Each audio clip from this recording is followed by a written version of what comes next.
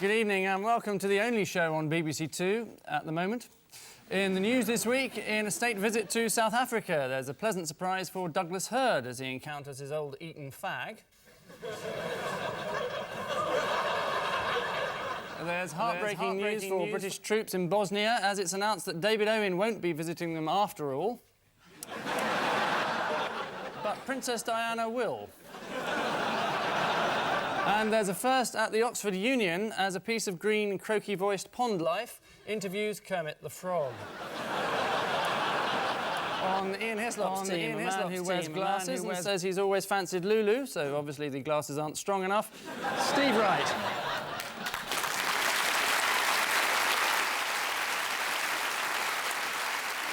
And with Paul Merton tonight, an actor who puts the varied nature of his career down to the fact that he gets bored quickly. So if Paul's sitting next to an empty chair in 10 minutes, you'll understand why. Alan Cumming.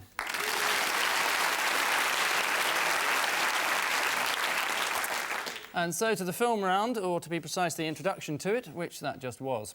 Ian and Steve, this is the trickiest question of the week for you. OK. That's Vera Lynn, hence VE Day. There's Her Majesty the Queen Mother. Isn't she gorgeous? Is that the Radio 1 Roadshow there? It's a street party. Cliff's still alive. Oh, they're blowing him up. Poof. There he goes. He's gone. Did he manage to say the Queen celebrations, Queen Mother, or out on the ledge there? It's that kind of deal, Angus. It's not a ledge, it's a balcony. Well, it's, you know, it's like a ledge to me. A ledge they'd be jumping off. Allegedly. Oh, allegedly. Very good. We've lost 10 million viewers already. Did you go to a street party? I was there. I was in the mall. Just on the bit on the left, where the Lancaster flew over. It was absolutely brilliant. You were the Queen Mother, you mean? No, I'd like to have been. I'm trying to be cynical, but I can't. I thought it was a brilliant day. Anyone else enjoy it? Yeah, I thought it was absolutely wonderful. Bravo. Yes, thank goodness for myself. I mean... Thank goodness for 50 minutes since Vera Lynn last sang We'll Meet Again. Yes, and you enjoyed the concert as well. Did you enjoy Cliff singing I Jerusalem? thought Cliff's wartime hit, We're All Going Over the Top to Die, on a summer holiday... In a double-decker bus. ...was particularly appropriate. No, he was terrible, congratulations. You always get naff bits. There was a British Telecom bit with a laser. Do you see that? They were sponsoring the monarchy this year. It wasn't quite so successful in Russia, was it, really? Well, I think this is a plus for us. They parade 20,000 troops armed to the teeth to remember the war, and we parade out Vera Lynn and Cliff Richard. It's quite touching, really. The Queen Mother wiped away a tear as Vera Lynn and Cliff Richard sang a string of old favourites. Apparently she was upset as she specifically asked for gay bikers on acid. Amongst the many TV programmes commemorating VE Day was one in which Princess Margaret looked back on the wartime blackouts. Didn't know she started drinking that early. The VE Day celebration. Who's caused a stink here? Oh, that's that old fart. This is a very rare bit of film. It hasn't got Vera Lynn in it. What was Prince Edward doing there? Is he going to put them in a show? This is the story of Will Carlin made a derogatory remark, called a couple of the people who run... 57 of them, actually. 57, was it? Old farts. Yeah. But the Prince Edward connection is something of a mystery. Maybe he's having a homosexual love affair with Will Carlin.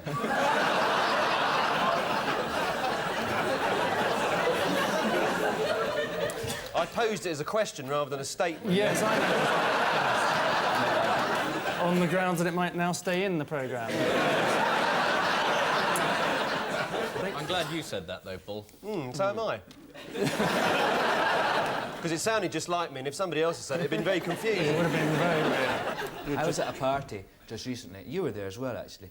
And... Did I know that I was there? Yeah, well, I think so. Prince Edward came into it, the party, and I was really excited because behind him was Bianca from EastEnders.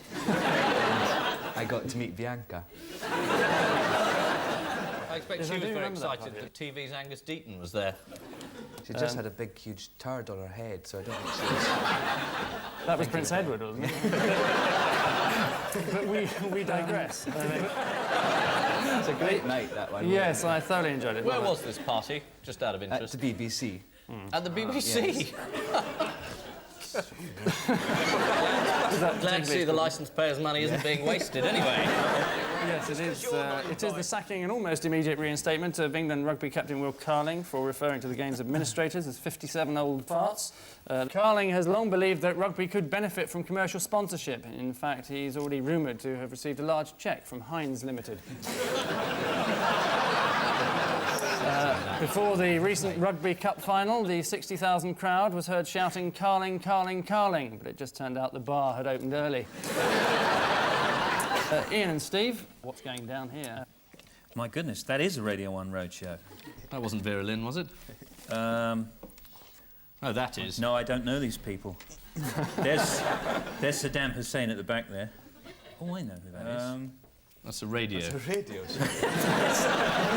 Who were those people? Well, one was Emma Freud. Well spotted, good. Another one was me. Right. Which one was Mr. Angry at being sacked? None of them. None of them. No, Ian. none of them, no. Yes. Yeah. I'm just. Are you a bit worried about saying anything about Radio 1 because you're still working there? Well, no, I have actually left now, Ian. Have you? Yeah. You're not working out your contract or anything? Well, Yes is the answer. I won't be working on any other radio stations just yet. Oh, I see. It's so unfair. What else do you need to know then, Angus? The answer would be nice. I can't remember who else was in the picture. Well, Chris Evans has just taken over the Radio 1 breakfast slot, which was the show that you had before But he's him. very good. You probably Paul. know that, though, don't you? Yeah, he's marvellous. Well, you didn't seem to know it, because I thought Yeah. I might just chuck it in as a piece of information. I knew that, though, 'Cause because I don't go in and do it anymore. Oh. Did they tell you beforehand, or did you just turn up and there he was saying, go away? No, I kind of... Go away, No, loser. No. It wasn't like that, was it? No. I kind of said to them, perhaps I might not do this anymore. And they agreed with you? Far too quickly. There's something that's happening to Radio 1 in particular, Oh, well, that was the launch of some new programmes, I gather. which have gone well, or Have gone rather well, yes, I think so. obviously you don't look at the ratings. It is the announcement that a further 500,000 listeners have deserted Radio 1. A downward trend that began 2 years ago when station boss Matthew Bannister was appointed to sweep out all the old-style DJs. Matthew Bannister, a former boss at GLR, claims he looked far and wide for the best in radio. Emma Freud from GLR, GLR's Kevin Greening, former GLR controller Trevor Danny Baker, who used to work for GLR, and Chris Evans of Don't Forget Your Toothbrush, and GLR. Paul and Alan, what's up here? Right. A man putting on a pair of trousers. There's a hand grenade. There's an arse. That's where a hand grenade shouldn't go. This is the army's version of Punch and Judy. That's trying to remove the hand grenade we mentioned earlier. A soldier was having a... They were having a sort of... Larks. barrack room jape, Yeah. which involved putting a hand grenade up someone's bum as a sort of an initiation thing. Yeah. And it got, I don't know, did it get... It got stuck, obviously. It got stuck, and then they tried to pull it out, and the pin came out. And there was a certain amount of talk along the lines of, oh dear. Shall we evacuate? The guy had already evacuated, as a matter of fact. And he was rushed to hospital, and they were a combination of the bomb squad, the bum squad, and just several interested parties who'd won a lottery and allowed the chance to see this operation taking place. And they took the hand grenade out, and everything's all well and good, and it happened in Germany. Astonishing, it's absolutely right. Yes, it did. Anywhere specific in Germany? Yeah, up the arse. Munster was in fact Munster, yeah. the word I was looking for, but yes, you are absolutely right. It is the story of a German squaddy who was, as part of an initiation ceremony, had a live hand grenade inserted up. Suddenly makes putting a gerbil there seem quite a sensible option. The pin came out, but the grenade didn't go off, obviously made in Britain. Doctors joined for first look at the scores. Shows that both teams have gained 4 more points than the Tories gained councils in last week's elections. Paul and Alan and Ian and Steve having, as they do, precisely 4.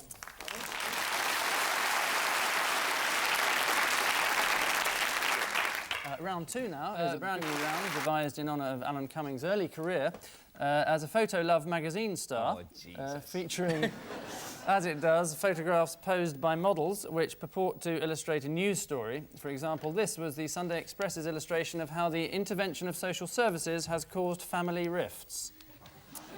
And this picture from the Daily Mail was rather bafflingly captioned, "Drug therapy can limit the damage caused by arthritis." As if you needed telling. So, Paul and Alan, what news story is being clearly illustrated by this? This is actually an incident, I think, in the World Snooker Championship, isn't it? That guy there's a snooker player. He was playing Ronnie O'Sullivan, my tip for the top, incidentally. Right. And suddenly this couple jumped out the front row and they started making passionate love on this thing. I mean, there's obviously jokes there about long, deep screw, which I won't go into. And they were making passionate love on the table. She had 3 orgasms, but still ended up on the wrong side of the blue. Can we have a stab at this? Well, I think this Unfortunate phrase, really? This is sort of sex counselling, isn't it? That you sort of, you know, there's a guy, I can't remember his name, but he sort of specialises in sort of people who have, you know, couples who don't enjoy love making in the fullest possible way. You got a bit nervous. I got to get a bit nervous then, that subject, yeah. didn't you, Paul? Well, it just struck home with me. Yeah. I don't think I can go on. And so he sort of says, look, I'll watch you for 10 quid and I'll tell you what you're doing wrong.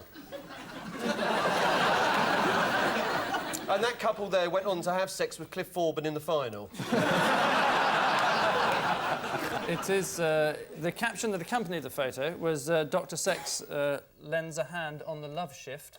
It was a reference to the story of a sexologist, Mr. Patrick Keeley. Mr. Keeley says that while couples make love, he checks the lubrication, thrust and angle of penetration.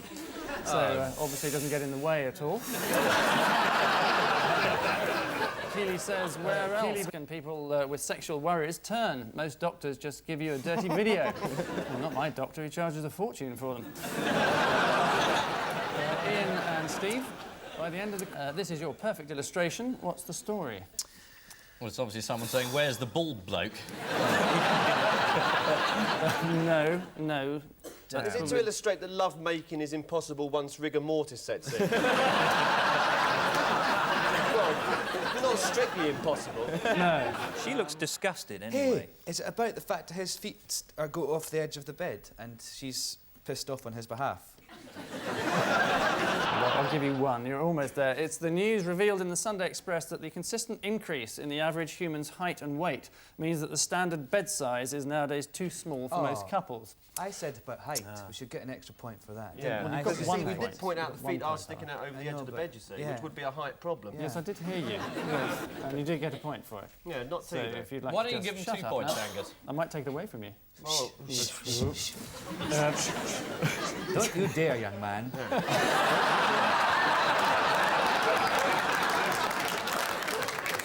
Did you make that especially for the programme? Yeah, I made this one as well.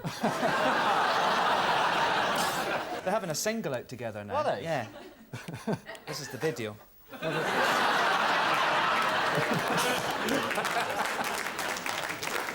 I think you'll have to stop that. I'm getting moved all over again. Yes.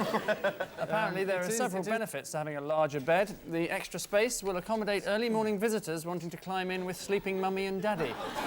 Some very strange neighbours around there, pal. Curiously, it reveals that 10% of the average pillow consists of microscopic house mites and dead human skin. Something to bear in mind when you next bite into it. Which bedroom farce pulls the curtain on this tragic scene, and the dilemma being that, well, Ian and Steve have but 4, whereas Paul and Alan bask in the glory of an enormous 7.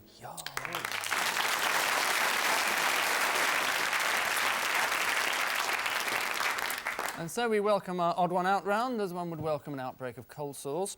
For privates on parade, which one contains the grenade? Paul, your famous leaders of men are Adolf Hitler, Captain Kirk, Alan Clark MP, and Linda McCartney's dog. The odd one out is William Shatner, Captain Kirk, because all the others are vegetarian. You've got the right reason and the wrong person. So I can give you one for that. Well, it must be Alan Clark's the vegetarian then.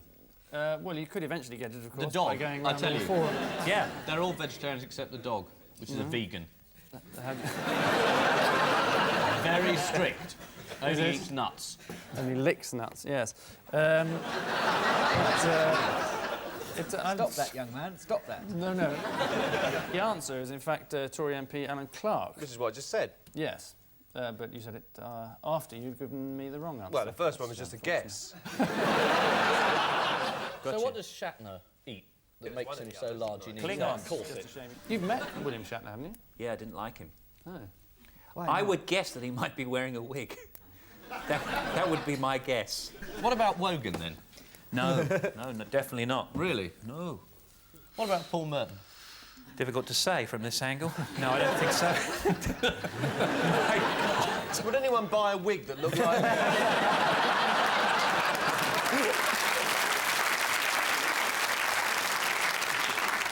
Fair comment. Paul Daniels?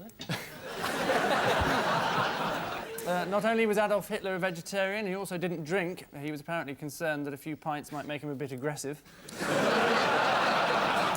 Although Alan Clark disapproves of most forms of hunting and lives almost entirely on vegetables, he's not actually a vegetarian because he does have the occasional game bird. And their daughters as well. Alan, here's your lucky bag. Muhammad Ali, Bertrand Russell, the Reverend W. Awdry, author of Thomas the Tank Engine, and Attila the Hun. Well, I'm going to have to consult Vera Lynn on this one. What does she say? She says that, is it something to do with the war? Fighting? That's all she knows about, really, isn't Yeah. it? Yes, And it is. she's got a song she'd like to sing about it later. Muhammad Ali was... conscientious thank you, objectors, Paul. isn't it? Yes, it was a very big word for me to... He didn't go to Vietnam. Bertrand Russell didn't go to Vietnam. And so Attila the Hun is the odd one out. Because he went to war and the others didn't. Is the right answer. Very Thank good. you. For 2 points. Yes, the answer is that all of them were conscientious objectors, with the exception of Attila the Hun. However, if any of his Huns had a philosophical objection to war, they were allowed a non-combative role, impaled on a large wooden spike outside his tent. The Reverend W. Here are your 4 Hellraisers. Slash out of Guns N' Roses, Axl Rose out of Guns N' Roses, Tony Blair out of the Labour Party, and Transport Minister Stephen Norris. There is a picture of Tony Blair that I saw in the papers recently, and he looks such a muppet in it, of him as a rock star. So I think this could be that these 3 play guitar. He doesn't look like a guitarist. Looks like a singer. Oh, he might play guitar as well. Axl Rose is the only one whose name is an anagram of oral sex. Tony Blair's name is an anagram of Tory Blan B. It's also an anagram of Oral Binty.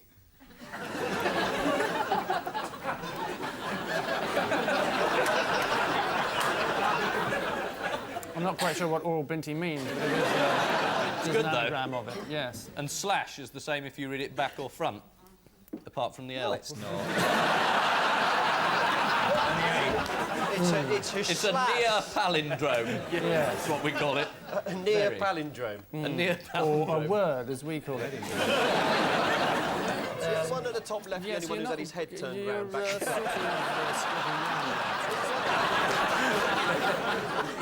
I think that's the odd one out, anyway. Because he's not in the picture. Yes, Yeah. exactly. That's Stephen Norris.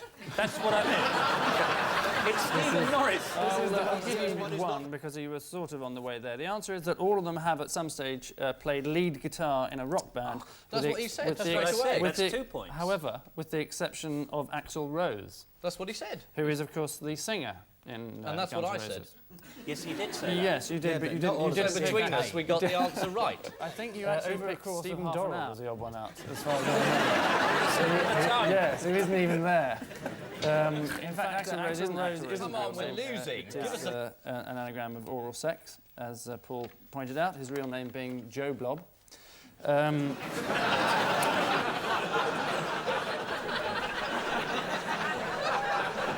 aptly named Slash was filmed by Argentinian television at an 8th-floor hotel window urinating on fans below. That was on the popular Argentine TV show You've Been Pissed On. Transport Minister Stephen Norris, famous for keeping 5 mistresses on the go at once, used to play the guitar. Curiously, he went to school with Paul McCartney and George Harrison, and so could have become a rock star, but unfortunately his lifestyle was too debauched. And finally, in this round, Ian, your 4 fine upstanding citizens are David Mellor, Jonathan Aitken, John Peters, and Werner von Braun. Werner von Braun was fairly right-wing, being a Nazi. Probably not as right-wing as Aitken. That man is an airman who was captured during the Gulf War. So I would guess this is a missile question, in that Werner von Braun developed missiles for the Germans during the war and was punished for these crimes by being immediately employed by the Americans to develop their space project. Jonathan Aitken sold missiles to anyone who wanted them, preferably if they were a foreign dictator who was about to have a war with us. Wasn't compulsory, that, but it was sort of in the small print. David Mellor is very, very rich. And it's not because he does slots on Radio 5, because that only pays, 5p a shot, I think. He's actually a consultant on all sorts of arms companies, including Short Brothers in Belfast, which produce missiles of the type that shot down Matey here. He was Peters, who wrote a book about Iraqi guns. He was in the RAF, and then he was sort of beaten up and then came home and was a bit sort of fed up at the thought that he might have been shot down by stuff that we'd produced and then sold on.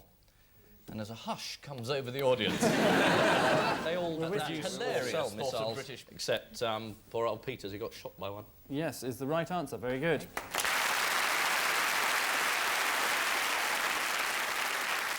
But he's a laugh, David Mellor, isn't he? No. So I gather, yes. We won't ever get him on this show, that's for sure, to find He's out. done every other show, so it doesn't really matter. Yes, that's true. You drug him with a rhino dart, and he'd just wake up and he's sort of going like that, and he'd be here.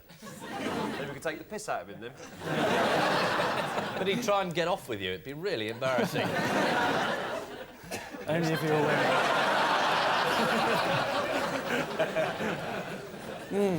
Short Brothers, as Ian mentioned, one of the 4 arms companies that David Mellor works for, sold blowpipe anti-aircraft missiles to Iraq, which subsequently shot down British pilots during the Gulf War.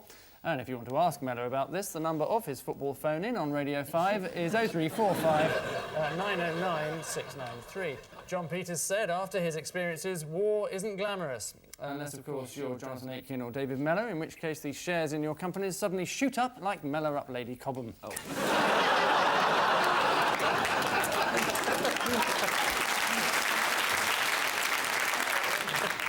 All of which money for old rope triggers the end of this 3rd round, and as you can plainly see, Ian and Steve are down but not out with 7, whereas Paul and Alan are home but not dry with 10.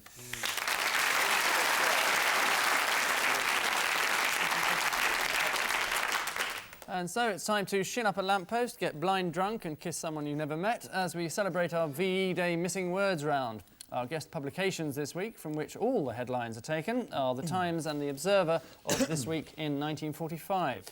What in enemy's rear? Steve. Hand grenade. Not hand grenade this time, no. Noel Coward.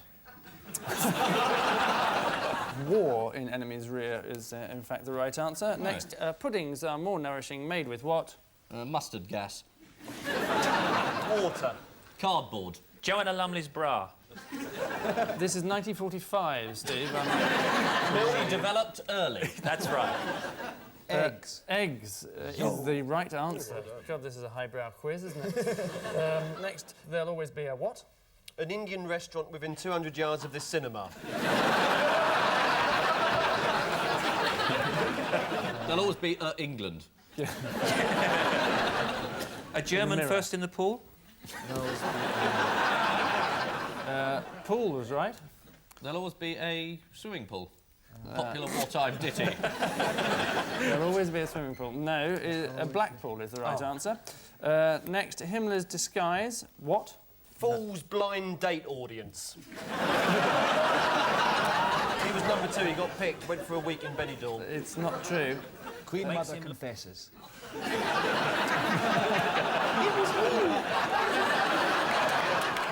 Black patch and shaved moustache was the real simple answer. Next, U-boat crew did not know what? The war was over. Did not know who Gaza was. Did not know. Didn't know they were in a U-boat. Didn't know how to get Sky. Didn't know the answer, so you gave the points to Paul Merton again. I am going to give the points to Paul Merton again because he got the right answer, which was right at the beginning when he said that the war was over, which is absolutely right. And finally, with just 10 points in it, Ian,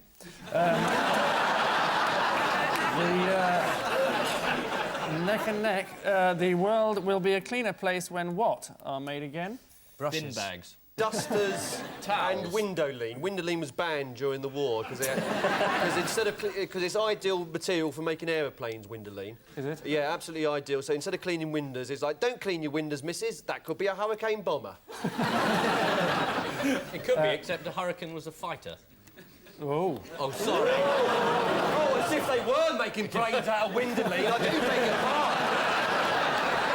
Oh, what a fool I've been. I'm going to have to give it to you. Goblin Cleaners is the particular make of... Is that a specific job? I believe so, yes.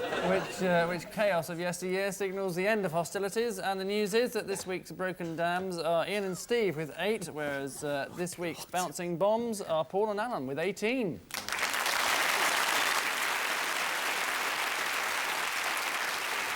So, the collected speeches of Winston Churchill to our losers, the royalties from the collected speeches of Winston Churchill to his grandson. And I leave you with news that at Buckingham Palace there's a little clearing up to do in the morning after Princess Margaret gets back late from a VE Day party. There's pandemonium at Carnegie Hall as Barry Manilow sneezes.